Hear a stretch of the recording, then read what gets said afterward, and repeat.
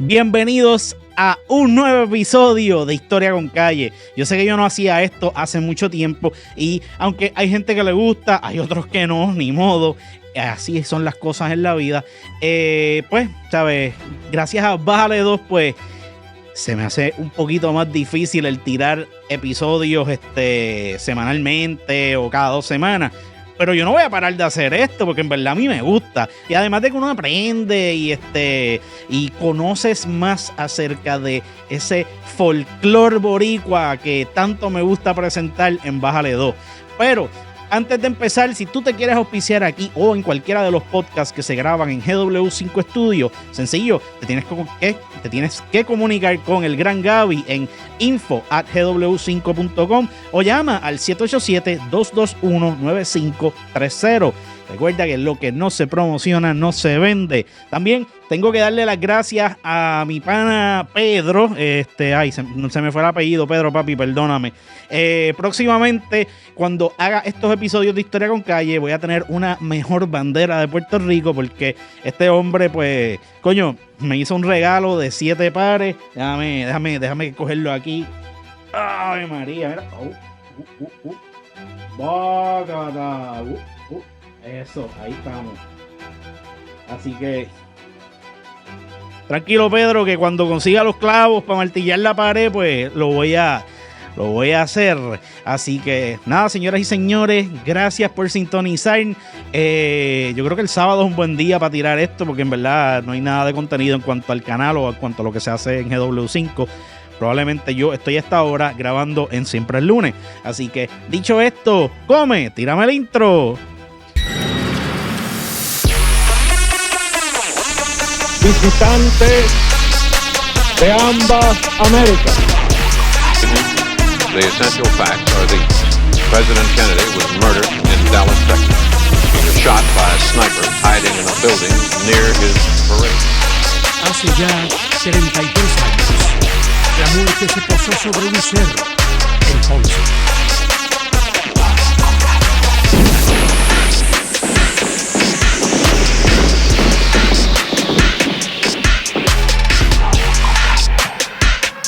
Those aboard leaping for life from a flaming inferno. The actual crash of the Hindenburg.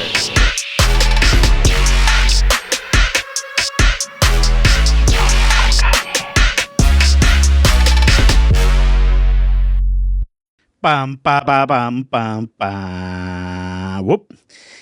Corillo, la primera vez en mi vida que yo visité la tierra de campeones fue gracias a Catando Chino. Como ya algunos de ustedes saben, mi familia y pues muchas amistades cercanas son de la ciudad de Ponce.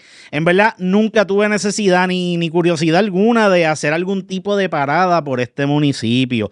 Pero en aquel entonces mucha gente me roncaba con que La Pagoda era el restaurante chino más duro del área sur. Pero si algo me enseñó Catando Chino es que a la mayoría de ustedes se les puede dar mierda con ketchup por comida, se la comen, dan las gracias y dicen que sabía cabrón. Así que como quiera, como yo era bravo, ¿verdad? Cuando yo hice ese programa, en verdad yo era bravo porque yo me tiraba para donde sea. Me aventuré temprano para La Pagoda y buscando el famoso restaurante. Al llegar, no lo encontraba. Pasé 3 veces buscando el local y en verdad que no veía ningún tipo de anuncio o algún cartel que dijera Pagoda. En las 3 ocasiones que pasé, estuve frente al sitio, pero yo creía en mi corazón, sinceramente, cuando yo lo veía, yo pensaba que aquello era un hospitalillo o como mínimo que era una casa abandonada. Estando ya a punto de rendirme, frustrado, veo un sign de neón que de casualidad decía Open.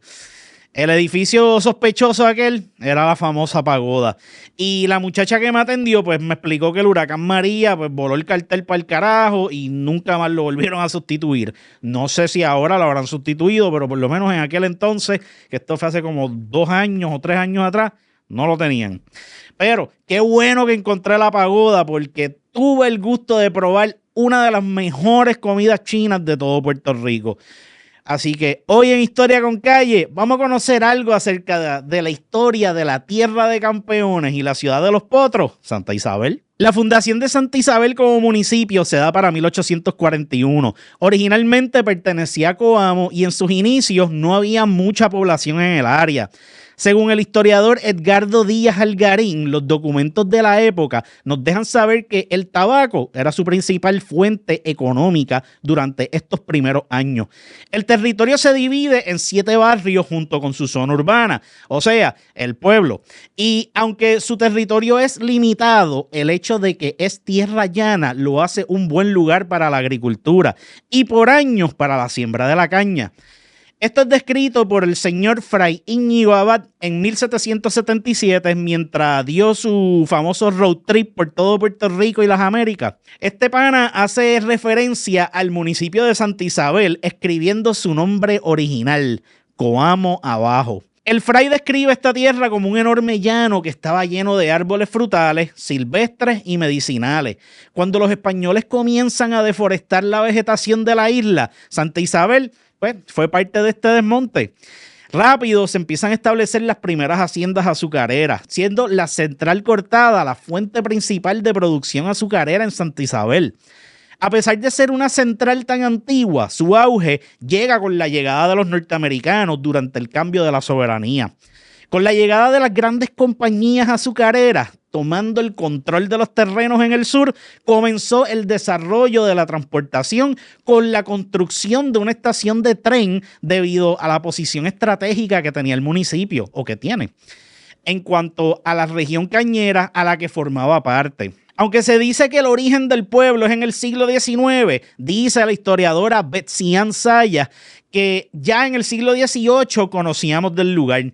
Se le conocía como Coamo Abajo, porque era una zona rural de su vecino pueblo, Coamo. El pueblo de Coamo, al igual que San Germán, Arecibo y San Juan, es obviamente de los municipios más viejos en el país. La antigua Villa Añeja, que hoy es conocida como la Villa de San Blas de Illescas.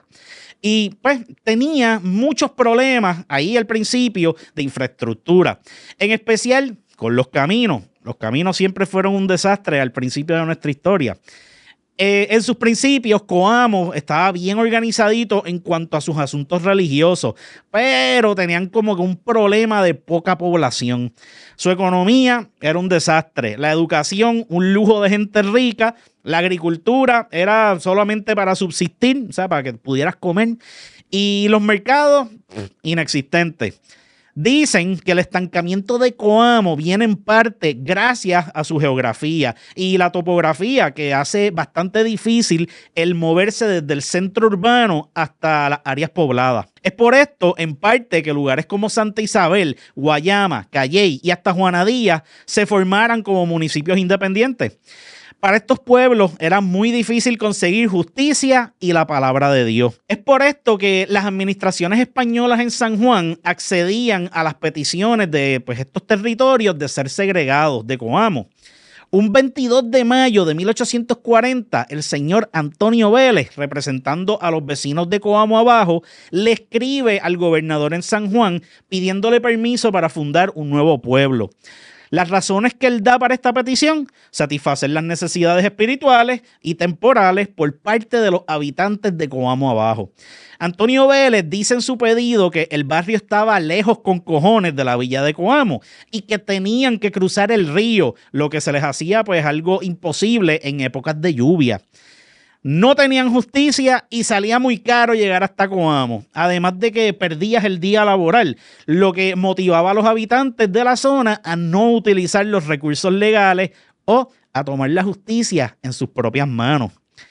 Ante este gravísimo problema, en 1841 se le pide a los vecinos solicitando el separarse de Coamo, que presentaran un estudio topográfico del área, pero según Edgardo Díaz Algarín, quien pudo encontrar esta información, ¿verdad?, investigando en el Archivo General de Puerto Rico, se hace una descripción que dice: perteneciente al departamento de Ponce, se halla en una hermosa llanura. La composición del terreno es barroso, arenisco y pedregoso. Se habla de los caminos existentes, que eran Camino Real de Ponce a Guayama, de Coamo al puerto, la existencia de ríos, la abundancia de la madera y la existencia de aguas muy buenas para tomar. Luego de estos estudios, un 5 de octubre de 1842, juramenta el primer gobierno municipal de Santa Isabel. El primer alcalde del pueblo lo fue un señor llamado José María Rivera, pero el historiador Julio Molina Olivieri escribe en notas para su historia que su nombre en realidad fue José María Colón. Y entiendo que Betsy Ansayas también lo menciona como José María Colón, quien notifica al gobierno central acerca de los barrios, el único puente que conducía hasta Coamo, las caballerías que tenían, el pueblo, ¿verdad? La salud del pueblo, que aparentemente era buena, que el cultivo principal de la zona era el tabaco, la cantidad de los hogares que habían y los oficios de sus pobladores. Santa Isabel era un pueblo de gente bien humilde, pero se estaban quedando atrás. O sea, si lo comparamos con otros pueblos. Aurelio Tilló, un famoso y respetado historiador, escribió acerca de la posibilidad de que en algún punto en la época precolombina el cacique Gavia o Llavia gobernara este territorio entre lo que hoy son Santa Isabel o Lajas. En verdad, en Lajas no existe algún sector con ese nombre, pero en Santa Isabel, por el barrio Paso Seco, sí existe un lugar conocido como Las Gavias. Dicen los historiadores santaisabelinos, con el perdón de la gente de Ponce, que mucho antes de que la ciudad señorial fuera la perla del sur, ese honor era de Santa Isabel. Existe una confusión entre los historiadores más viejos en cuanto a la fecha de la fundación del pueblo, ya que algunos hablan del 19 de noviembre de 1841 y otros del 5 de octubre de 1842. La realidad, ambas fechas hablan de actos distintos. Cuando Santiago Méndez Vigo era el capitán general en Puerto Rico, o sea, el gobernador, decretó la fecha del 1841 como el día en que se celebraba o se celebra la fiesta de Santa Isabel de Hungría y la fecha de 1842 como el día que juramentó el nuevo gobierno municipal. El creador del escudo, el sello y la bandera de Santa Isabel, Roberto Beascoechea, honrando a Isabel II, estableció para la historia que el pueblo nace en 1842. Sin embargo, al leer la tesis de Edgardo Díaz, hace mucho más sentido que la fecha fuera en 1841, porque los trámites para la fundación del pueblo se empezaron a dar durante esta fecha. Como quiera, si contamos los días en que se llamaban Coamo Abajo, Santa Isabel es bastante viejo. En cuanto a su nombre, y para evitar cualquier brete con ustedes en cuanto a la información que les traigo, el pueblo está dedicado tanto a Santa Isabel de Hungría como a la reina española Isabel II. De Santa Isabel de Hungría dicen los católicos que era una mujer fuerte y más valiosa que todas las riquezas terrenales, porque era una mujer que le temía a Dios, y mujer que le teme a Dios es digna de alabar. Ay, la gente le pone a la doña el apodo del Ruiseñor Divino y la iglesia le puso el título de patrona de las obras de caridad cristiana. Santa Isabel de Hungría nació en el año 1207 y era hija de Andrés II, rey de Hungría, y Gertrudis de Andechs. De bien jovencita la casan con Luis de Turingia y dicen que era tan fiel a su esposo como lo era con Dios. Se levantaba casi todas las madrugadas para orar y se dedicó al servicio de las viudas, de los huérfanos, de los enfermos y hasta de los más pobres. Le llevaba comida a los desafortunados, asiló a los leprosos, a quienes les besaba hasta las manos y los pies, y hasta construyó hospitales para los más pobres. Una vez se muere su esposo en 1227, dejó de utilizar ropa fina y se empezó a vestir como una persona pobre. Aunque la iglesia dice que se tiró esa misión por su humildad y dizque por paciencia, la verdad, al esta mujer quedar viuda, vino el gobierno civil de la ciudad a quitarle todos sus bienes. La obligaron a abandonar el pueblo y nadie la quiso ayudar por miedo a las autoridades. Solamente un campesino tuvo algo de compasión con la señora y la dejó dormir en un establo con sus hijos, donde el frío del invierno la mató en 1231. Los vecinos de Coamo Abajo, quienes se unieron a pedir la fundación del nuevo pueblo, eran en su mayoría hacendados de tabaco, maíz, hierba para el ganado, entre un montón de productos. La abundancia de agua por esta tierra y el puerto que había disponible los ayudaba en cuanto a lo económico, ya que tenían contacto fácil con Ponce y con San Juan. Los límites que solicitaban eran entre todos los ríos, entre el norte, este, oeste y con el Mar Caribe por el sur, obviamente.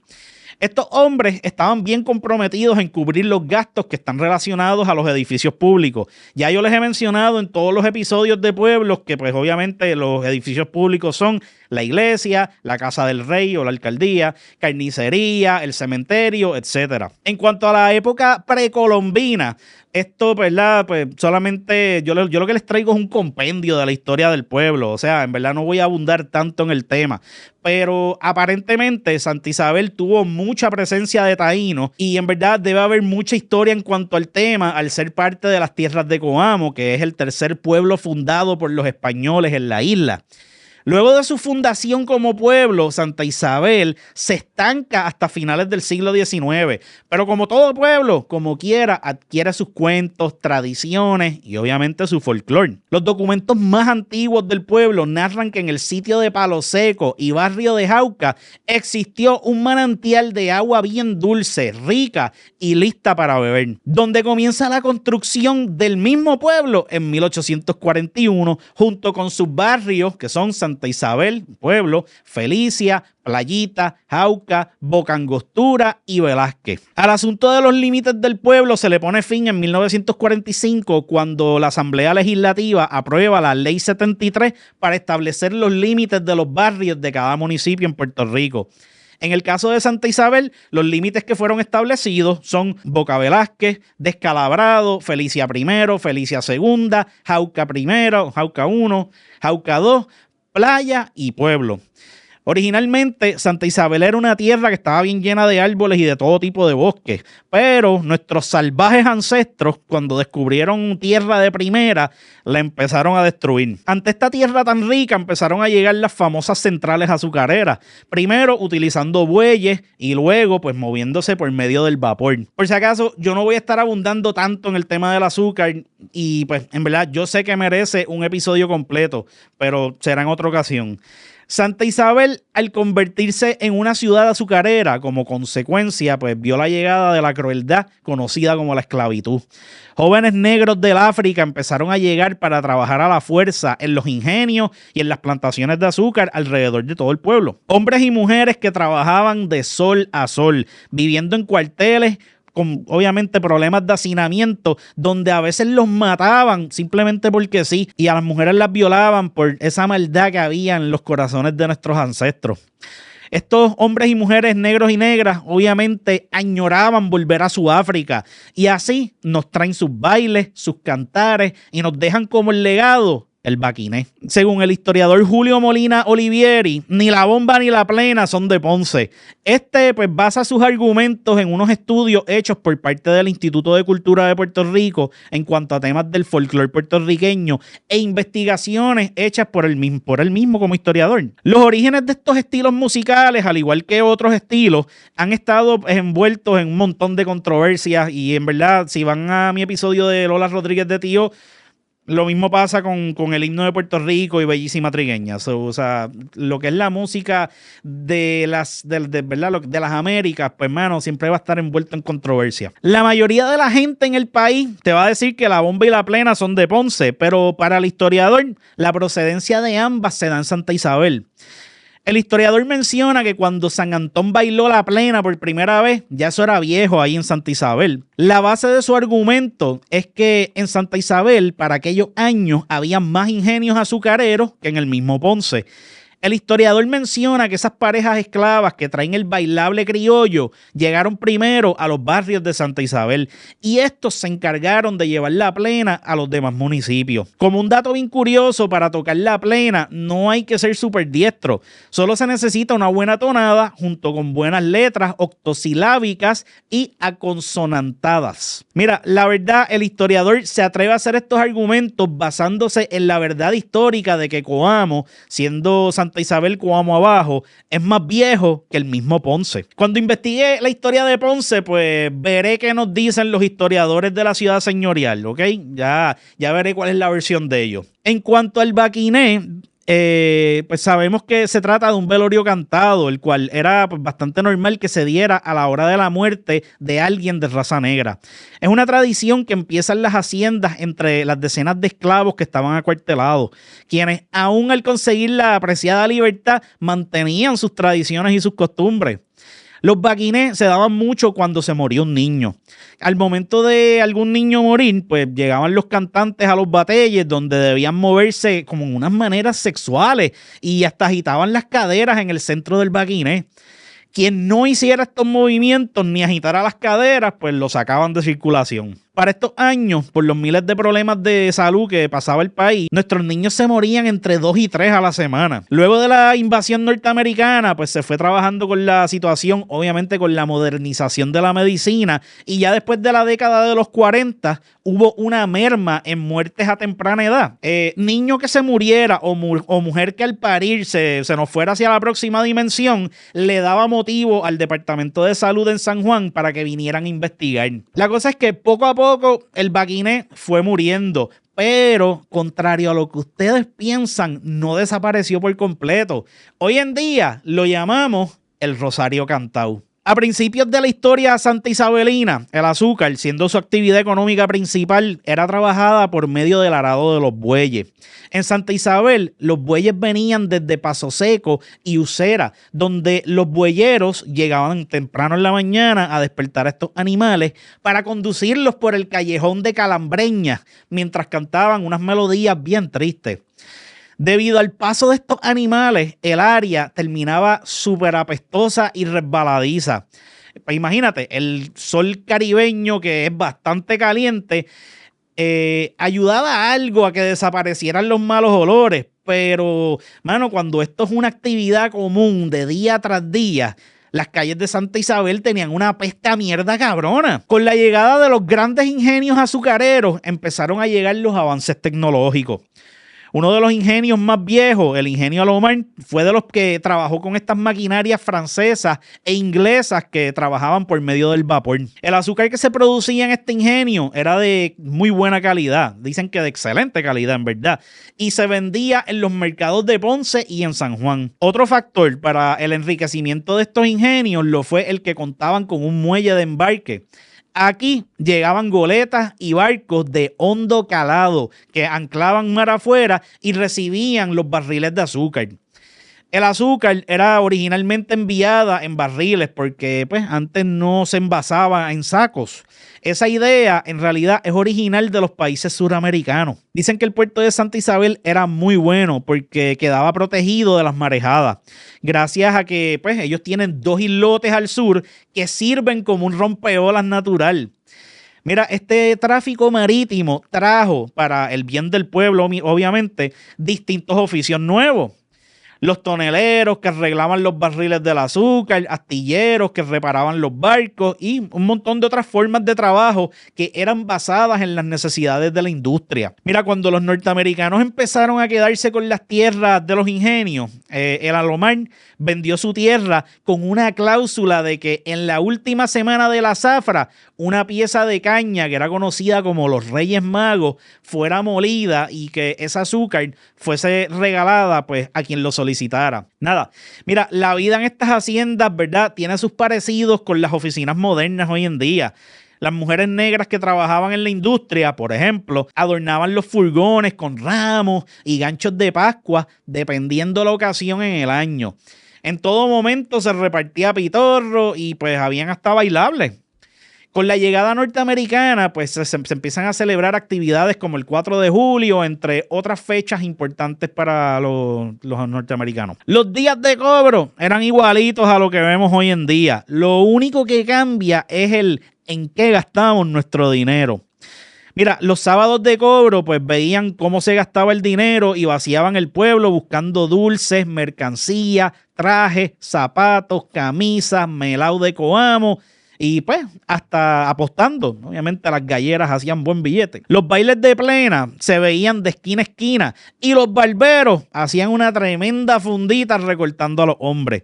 Parece que los barberos le daban duro al pitorro y pues nadie quería ser el último cliente. Como siempre, el tiempo pasa volando. Primero fueron los bueyes para la zafra y para la siembra. Luego llegaron los tractores pequeños y después vinieron los tractores grandes. Y ya en 1915 llegan las máquinas de vapor para arar la tierra. Al igual que hoy en día, los avances tecnológicos le dan trabajo a unos, pero obvio le quitan el trabajo a otros. Nada, volviendo a nuestros tiempos, ya toda esa maquinaria es súper obsoleta y hoy en día pues la tecnología agrícola utiliza maquinaria, ¿verdad? Para sembrar, cosechar y hasta para llenar los camiones.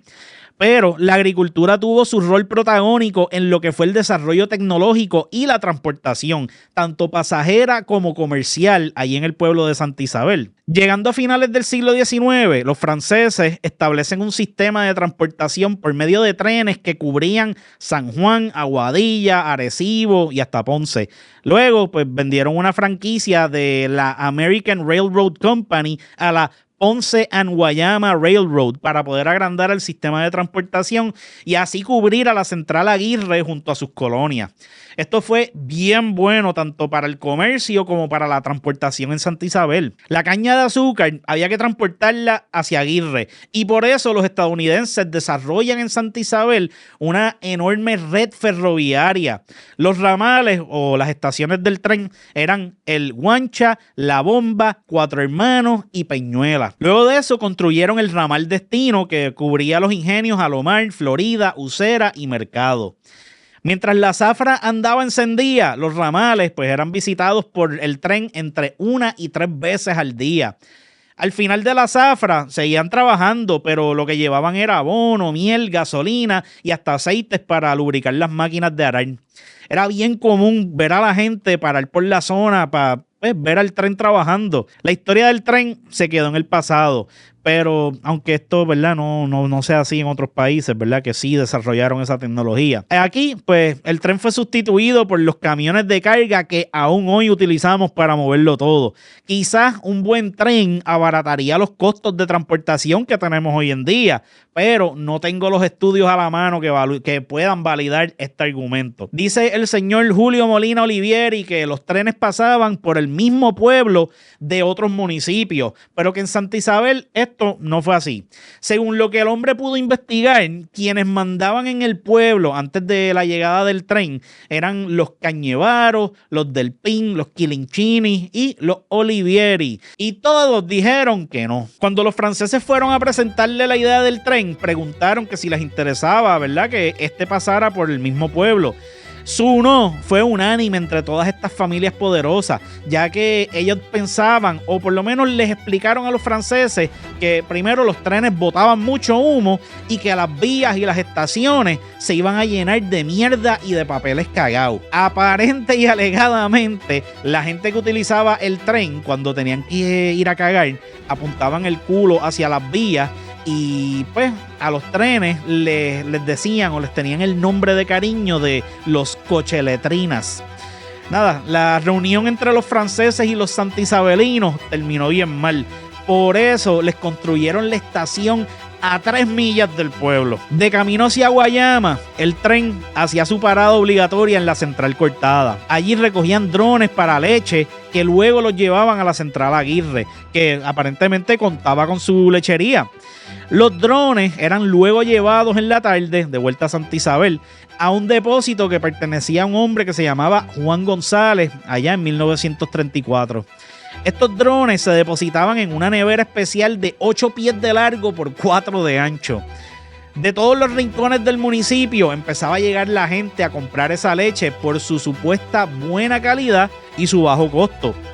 A pesar de que la gente compraba el producto de primera necesidad pensando que su calidad era excelente, en realidad hubo ocasiones en las que la leche que vendían allí tenía penicilina. De hecho, la misma Marina de Guerra de los Estados Unidos dejaron de comprar la leche aquí en Puerto Rico y preferían traerla directo de Miami. El proceso para buscar leche parece que era medio tedioso para los ciudadanos del pueblo. Muchos tenían que levantarse al amanecer y llevaban como unos envases que eran conocidos como ditas.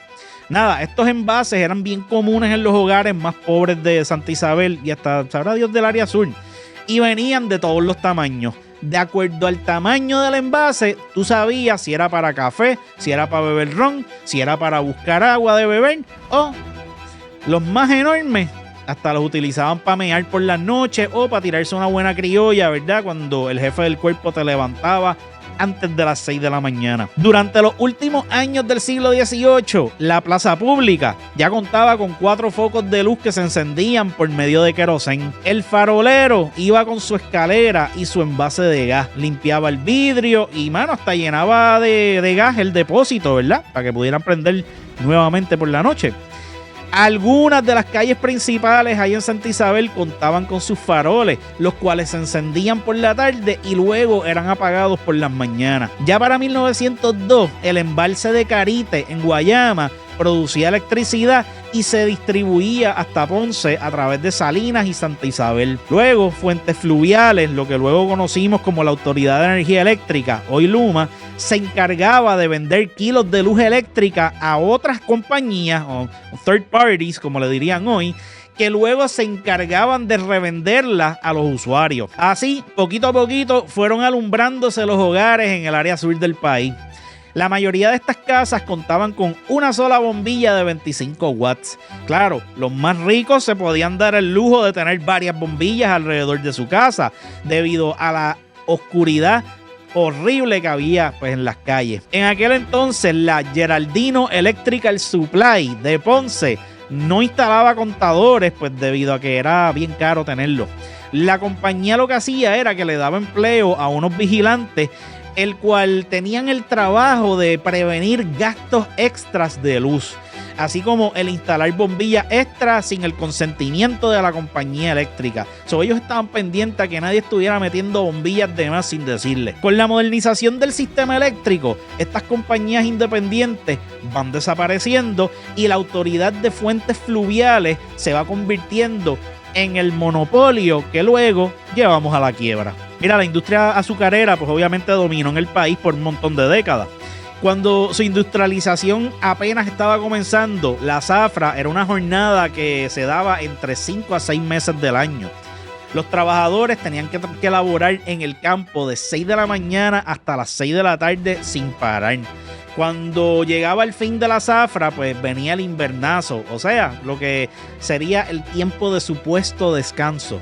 Pero este tiempo muerto, aunque hoy lo veamos como vacaciones, era un tiempo bien fuerte para la gente en Santa Isabel.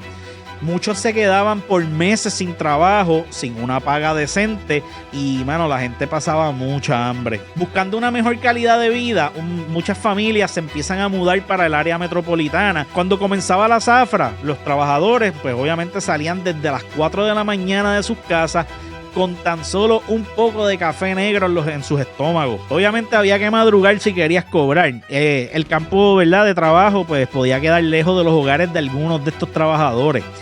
En diciembre comenzaban los preparativos para el comienzo de la zafra. Se engrasaban los carretones, se arreglaban las vías, pintaban los vagones y hasta los bueyes andaban gordos y un poquito mejor alimentados que los mismos obreros. El comienzo de la zafra pues se daba con la toma de muestras de la caña de los distintos ingenios, buscando a ver cuál tenía más sucrosa. Dice el historiador Julio Molina Olivieri en su libro Notas Santa Isabel, Notas para su historia, que en años de elecciones el trabajo era un poquito más llevadero. Los políticos, como siempre, llegaban a los ingenios del azúcar a saludar a los trabajadores, repartían compritas, repartían zapatos de charol, camisas despintadas y hasta sombreros. A los ingenios empezaban a llegar oradores, obviamente a sueldo de las centrales. Las centrales le pagaban a estos cabrones para enseñarles a los trabajadores a votar y, de paso, asegurarse de que votaran por quienes ellos quisieran.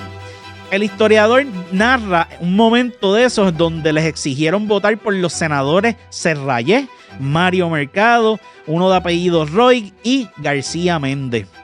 Bueno, los trabajadores venían y hacían caso de manera sumisa y triste, porque obviamente a pesar de que tenías derecho al voto, quizás tú no querías votar por esa gente. Pero esto cambió con la llegada al juego político de grandes figuras como lo fue Pedro Albizu Campos. Mientras fuimos gobernados por los españoles, Santa Isabel, igual que todos los pueblos, era dominado por la Iglesia Católica. El requisito para fundar un pueblo, como ya yo les narré en otros episodios, pues era la construcción de la casa del rey, la iglesia, la plaza, el juzgado, la cárcel, el cementerio, el matadero y todos los edificios públicos habidos y por haber. En el caso de Santa Isabel, su pueblo y su iglesia se cree que siempre han estado en el mismo lugar. Su primera iglesia obviamente pues fue construida en madera con techo en teja y su párroco tenía que venir desde Coamo si el río se lo permitía. Con los años la iglesia pues se quería hacer en piedra y ladrillo, pero la realidad no había dinero para poder terminar esta obra.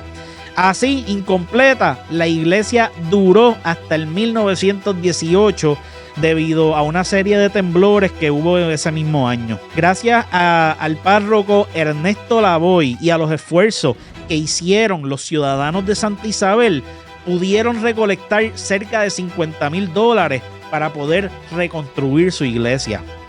Esta nueva iglesia fue reconstruida siguiendo las instrucciones que vinieron por parte del Instituto de Cultura de Puerto Rico, debido a que la estructura era catalogada como un monumento histórico. Por lo que yo pude averiguar, las primeras misas en Santa Isabel se empezaron a celebrar en 1850 y aparentemente se empezaron a dar en una casa que pertenecía a una señora llamada Concepción Colón. Esta casa quedaba en un hogar que luego se convirtió en un templo de la iglesia protestante. José Montserrat Lugo fue el cura que daba la misa y no solo se encargaba de Santa Isabel, este pana tenía que ir a dar misa también en Coamo y hasta en Salinas. Luego del 1850, la Junta de Gobierno pues asignó unos fondos para construir un templo de madera y se le encarga el trabajo a un señor llamado Vicente Colón. Parece que, los chanchullos de contratistas irresponsables no son cosa de hoy nada más, porque Mr. Colón nunca cumplió con su labor y tuvo que venir otro a terminar esta obra. La parroquia fue completada y su campana llegó gracias a que la Hacienda Florida la donó.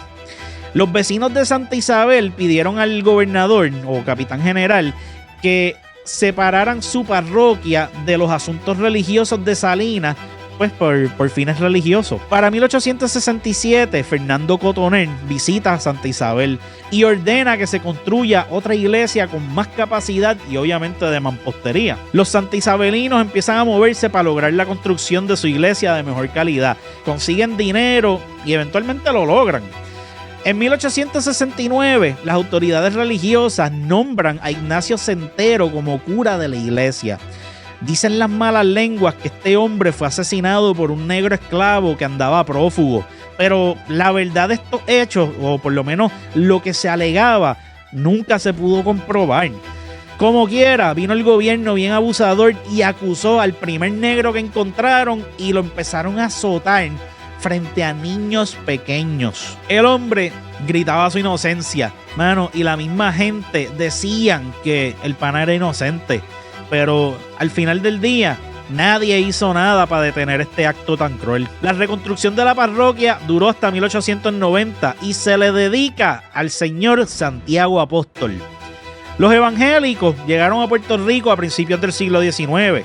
La primera iglesia evangélica de Santa Isabel lo fue Iglesia Cristiana. Mira, los evangélicos en Ohio envían a esta pareja joven originalmente a que se fueran a evangelizar por allá por la China, pero el barco que los transportaba recibe órdenes de cambiar su rumbo y en lugar de llegar a la China, llegaron a un lugar mucho mejor, Ponce, Puerto Rico.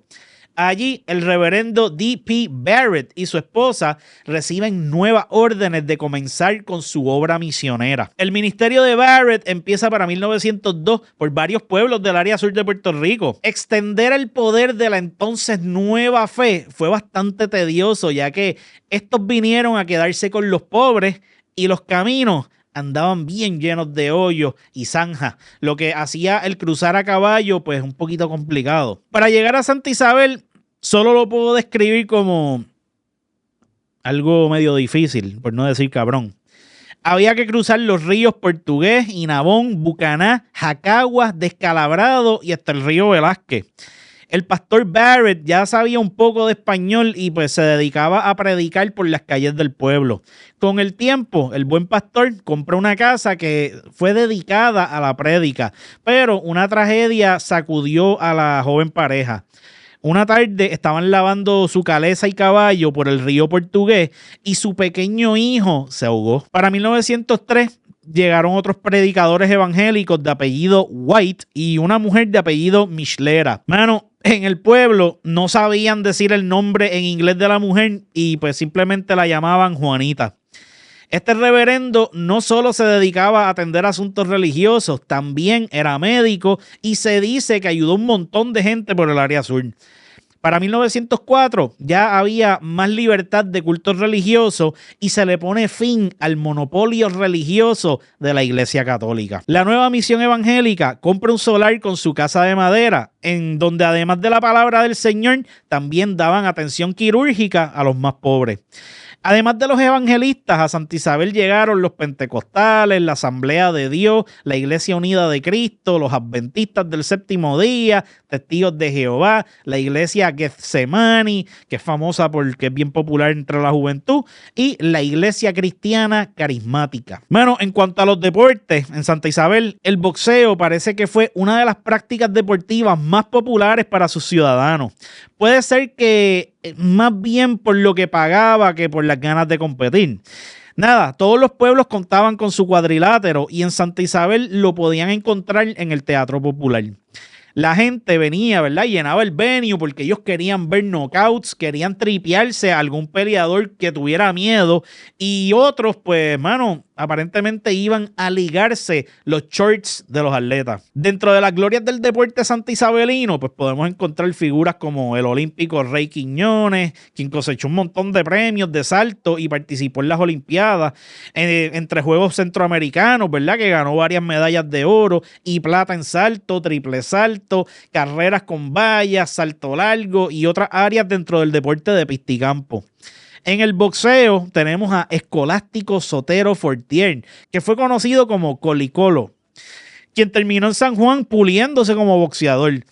Mira, Santa Isabel honró al púgil poniendo su nombre al parque deportivo del pueblo, el Parque Colícolo. En el béisbol AA tuvieron a Mingy, que era conocido como Mr. Shortstop, quien en 1982 llegó a ser uno de los mejores shortstop de la liga en aquellos años. Santa Isabel, en sus cognomentos, es conocida como la tierra de los potros y tierra de campeones. Esto pues nace de las hazañas del Michael Jordan del hipismo, el único, el incomparable Camarero. Mira, el caballo más famoso de Puerto Rico fue un ejemplar santaisabelino que en los 50 galopaba con muchísima fuerza en las pistas del país. Camarero tiene un récord de 73 victorias en 77 carreras y una marca mundial de 56 victorias consecutivas sin derrotas ni empates para 1955. El caballo logró establecer un récord mundial de Guinness al obtener sus 55 triunfos, sobrepasando a la yegua Kingsem, que era de Hungría. Fue el primer caballo que ganó la triple corona en Puerto Rico y el primero en lograrlo como invicto.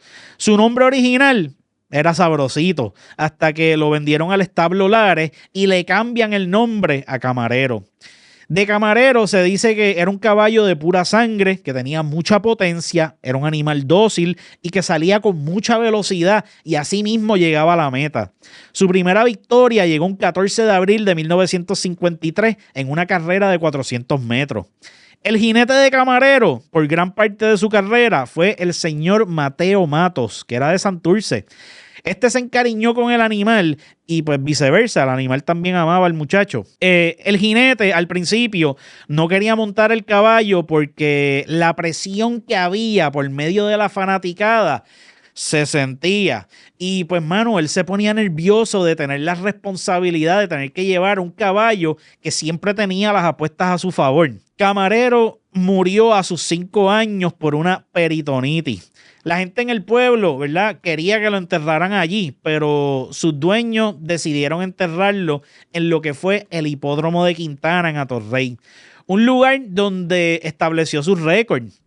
Como quiera, Camarero también tiene el récord de ser el caballo en la historia del hipismo en ser reenterrado en 4 ocasiones. En 1958 trasladan sus restos al hipódromo El Comandante cuando era en Carolina y en 1994 sus restos son movidos al terreno donde se ubica El Comandante hoy en día, en Canóvana.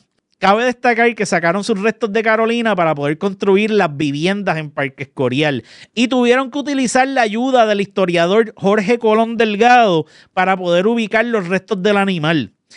Aunque sus restos no descansan en Santa Isabel, como deberían, se levantó en el 2000 una estatua honrando al equino. Otro personaje muy famoso del deporte santaisabelino es la leyenda, el acróbata y el rey de la lucha hardcore, el gran Carlos Edwin Colón González, pero ustedes lo conocen como Carlitos Colón. Por casi 50 años de carrera activa, viajó a los Estados Unidos, México, América del Sur, Europa y todo Puerto Rico metiéndola a la lucha libre. A sus 13 años andaba por Nueva York y ahí conoce a su maestro Barbarroja. Y lo demás es historia. Su estilo de lucha en los inicios de su carrera era muy parecido al mexicano, que se basa en topes aéreos y en agarre, haciendo del espectáculo uno bien movido. Carlitos viene y lo combina con el estilo estadounidense e incluyó las famosas luchas sangrientas que definieron su estilo por muchísimos años. Llegó a luchar con leyendas como Canek, el Perro Aguayo, Aníbal, Mil Máscaras, entre un montón de figuras internacionales. Sus batallas más recordadas por los boricuas lo fueron con figuras como el señor Ric Flair, Abdullah the Butcher, Dory Funk Jr. y hasta Ciclón Negro. Dijo Carlitos para ESPN Deportes que su momento de gloria más grande lo fue conquistar el campeonato universal ante Ric Flair, llevándose el cinturón de sus empresas Capital Sports Promotions y el World Wrestling Council en Puerto Rico. Todos los pueblos de Puerto Rico tienen sus personajes pintorescos y Santa Isabel no es la excepción. Uno de esos personajes lo fue Mamero, por si acaso, no estén mal pensando, quien es descrito como un artista del güiro. No hubo baile en Santa Isabel que Mamero no le llegara. El hombre iba por las noches hasta la plaza pública, se encontraba con los músicos del pueblo, papi, y empezaban a tocar los pasos dobles, los vals, los danzones, los boleros y cuanto estilo musical hubiera en aquellos primeros años del siglo XX. Cuando tocaban alguna danza, Mamero venía y sacaba una lata cilíndrica con muchos rotitos, sacaba un tenedor y, mano, le sacaba armonía a este instrumento casero. Al final de los bailes, bendito, le pagaban a veces y en muchas ocasiones le pagaban con la colilla de un cigarrillo. Mira, este pana venía, se daba par de puffs del gare, lo apagaba y luego lo mascaba. Se lo comía, loco, el gare apagado. Mira, Puzulo fue otro que bregaba las campanas de la iglesia católica. A las 6 de la mañana despertaba este pana el pueblo con el sonar de las campanas. Al mediodía, pues daba las 12 campanadas y al tocar el Ángelus, todo el mundo, ¿verdad?, dejaba de elaborar. En varias ocasiones sacó por techo a mucha gente porque venía el pana y sonaba las campanas a las 5:30 de la mañana. Como que, yo, me quedan 30 minutos de dormir, brother, ¿sabes? Bájale. Nada, al morir, pues, algunos alegan, ¿verdad?, que las campanas de la iglesia sonaban solas. Mira, Malario fue otro famoso personaje de Santa Isabel. Dicen que medía 6 pies con 3 pulgadas y tenía la risa más alborotosa de todo el pueblo. ¿Tú sabías si Malario andaba en algún lugar cuando escuchaba sus carcajadas? Y pues al parecer le gustaban los chistes bien puercos. Doña Josefita fue otro personaje que limpiaba pisos de madera y se metía en los velorios a emborracharse y para ver qué le podía cachetear a las viudas o a los viudos. Casi siempre, en verdad, lo que les regalaban era ropa que le pertenecía a los muertos y por eso a veces como que los trajes o le quedaban muy grandes o le quedaban muy apretados.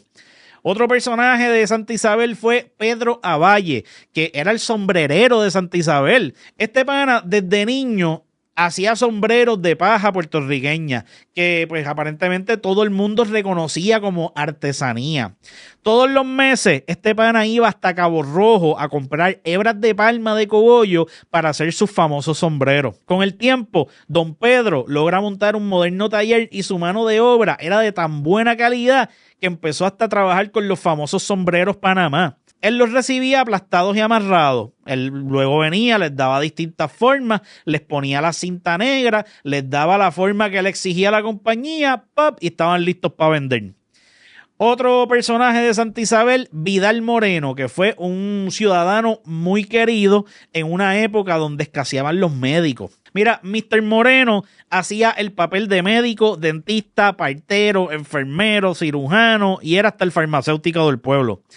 Este hombre siempre andaba en su vestimenta color blanca, sirvió en lo que fue el hospital municipal por la calle Coamo arriba y luego atendió al público en el dispensario de la Hacienda Florida. Dicen que mientras te sacaba las muelas, te explotaba los tumores mientras ayudaba a la mujer tuya a parir. Se dice que el doctor Moreno se tomaba bien en serio el juramento hipocrático.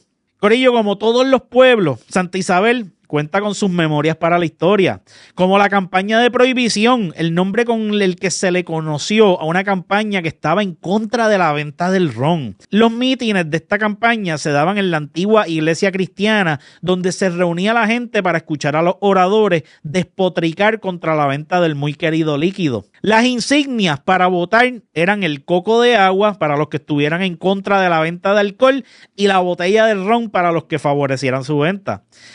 Aunque ganó el símbolo del coco de agua, tuvieron que eliminar la prohibición como quiera. El humano, ¿verdad? Siendo humano, como quiera seguían bebiendo. Y lo peor es que el bajo mundo se empezó a encargar de suplir el muy preciado líquido, pero de bien mala calidad. Otro recuerdo de Santa Isabel, que a lo mejor muchos ni recordarán obviamente, o a lo mejor sus abuelos o sus bisabuelos nunca les mencionaron, fue un meeting unionista del Partido Unión de Puerto Rico, los unionistas, que se dio en la casa de la familia del Pin, lo que luego se convirtió en la comercial Valdeyuli. Nada, era domingo y la casa estaba adornadita con los colores unionistas y entre la casa y la carretera, mano, había una multitud enorme. Obviamente esto era una época donde no había mucho carro y empezó la actividad y andaba toda esa gente bien prendida por la política, porque usted sabe que al boricua no hay nada que lo prenda más que la fucking política. Nada, de momento un comerciante que se llamaba Pancho Álvarez va conduciendo en su Ford nuevo y se topa con la actividad. Don Pancho estaba gendío. Súper borracho el hombre. Y lo peor es que él no era unionista, él era republicano. Que básicamente se formó una verdadera receta para el desastre. Aunque trataron de evitar situaciones, ¿verdad? Que no se diera ningún tipo de situación, ¿verdad? Porque después al final del día es como que nada, o sea, tenemos opiniones distintas o votamos por gente distinta, no big deal. Pero los jóvenes del pueblo se aprovecharon de la situación y empezaron a levantar aquel Ford por la parte de atrás. Y no importa cuánta gasolina el viejo le metiera al motor, no avanzaba, no salía de allí. Por suerte para don Pancho, la policía llegó y resolvieron el revolú y no hubo problemas, nadie salió herido, nadie se murió. Mira, la familia Cabrera, que eran antiguos dueños de la hacienda Lomar, también eran famosos por su práctica en la filantropía. Ellos ayudaron de un montón de maneras a los obreros. Algo que pues no era bien visto por los ricos de la época, pero ya para principios del siglo XX, la Junta de Boston estaba adquiriendo de manera barata las fincas del sur. Desde Salinas hasta Guayanilla, esta gente lo compró todo a precio de carne podrida. Un montón de historiadores, y yo los he leído, han criticado el hecho de que los norteamericanos se quedaron con el canto y que fueron injustos a la hora de comprar estas tierras, pero hay que recordarles que fueron los boricuas quienes vendieron estas tierras al ver algunas moneditas de oro. Nada, los Cabreras pues fueron tan culpables de vender sus tierras a precio de carne a bomba como otras familias, pero acondicionaron la venta para que en la última semana de la zafra la caña que allí se cortara pues se moliera y ese melao azucarado ya endurecido pues se repartiera entre la gente de Santa Isabel. A este famoso melao duro le metían un fuetazo y pues tú te llevabas un trozo gigante de caramelo o un terrón de azúcar grande que luego podías buscar todos los días por una semana. Esta molienda acababa los sábados y el domingo pues terminaba con una fiesta con bailes de bomba, repartían pitorro y obviamente pues se bailaba mucha plena. Mira, como todo pueblo, pues ya ir terminando este compendio histórico del pueblo de Santa Isabel, pues ellos cuentan con sus fiestas y sus tradiciones. La principal, obviamente, pues la fiesta de Navidad, con sus misas de gallo, Año Nuevo, los Santos Reyes y todo lo que tiene que ver con una de las celebraciones más largas en el planeta entero. Las fiestas patronales, ¿verdad? Que son en honor a Santiago Apóstol, que se le dedicó al santo patrón del mismo nombre allá en 1890. En los inicios, esta fiesta era de 3 días y pues se le daba mantenimiento al alumbrado en el pueblo, se montaban los caballitos que en ese entonces, ¿verdad? Para poder moverlo se tenía que utilizar una máquina de vapor donde había que meterle leña para, ¿verdad? Poder dar la trillita. Ya con la modernidad de los tiempos, estas fiestas duraban más y más días. El Carnaval de Santa Isabel es una actividad que no sé si todavía se estará dando, pero aparentemente a veces se celebraba y a veces no, pero esto era porque era bien caro hacerlo.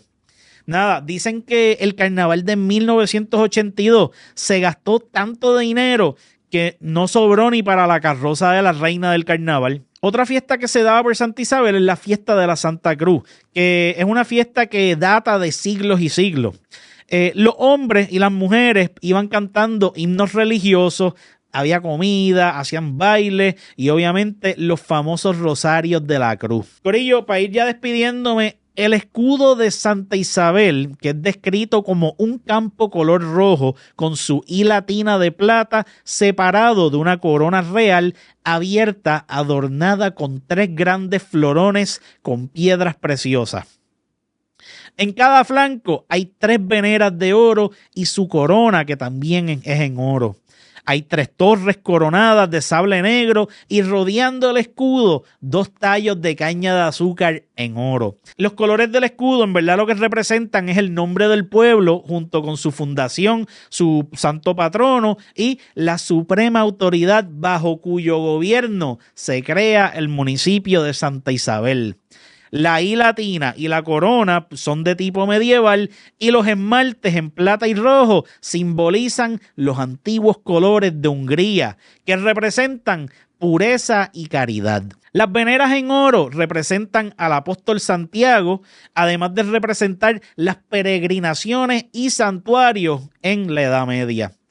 Las conchas en el escudo son la representación de los yacimientos arqueológicos de los taínos, que son considerados como concheros por la abundancia de conchas y caracoles donde se encuentran. Sus esmaltes en oro y rojo son la representación de sus orígenes españoles y de la dependencia de la villa de San Blas de Coamo. Los tallos de azúcar que rodean el escudo aluden obviamente al producto principal agrícola del pueblo, la caña. Santa Isabel, pueblo sencillo, eres grande y te enaltece tu historia que empiezas a vivir. Bueno, corillo, ha sido bien interesante estudiar la historia de Santa Isabel. Lo único que uno de sus historiadores, pues, mano, este hombre nació en los 1900 y verdaderamente se me hizo medio complicado el poder traducir la jerga de él hacia lo que sería estos tiempos. En verdad fue medio complicado, pero nada, en verdad tienen una historia bien interesante. Me gustaría ver, ¿verdad?, cuando haga la historia de Ponce, cuán cierto es que la bomba y la plena es de Santa Isabel. Si los historiadores ponceños lo admiten o dicen que eso es correcto, pues no voy a dudar de la palabra de don Julio Olivieri. Pero nada, familia, el próximo episodio que voy a estar, ¿verdad?, investigando un poquito de historia no va a tener que ver nada con pueblos de Puerto Rico.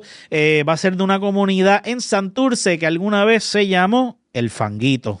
Así que nada, familia, será hasta la próxima. Se les quiere, los veo todos los días en Bájale 2 a las 5 de la tarde. Así que ahora sí, come, llévatelo.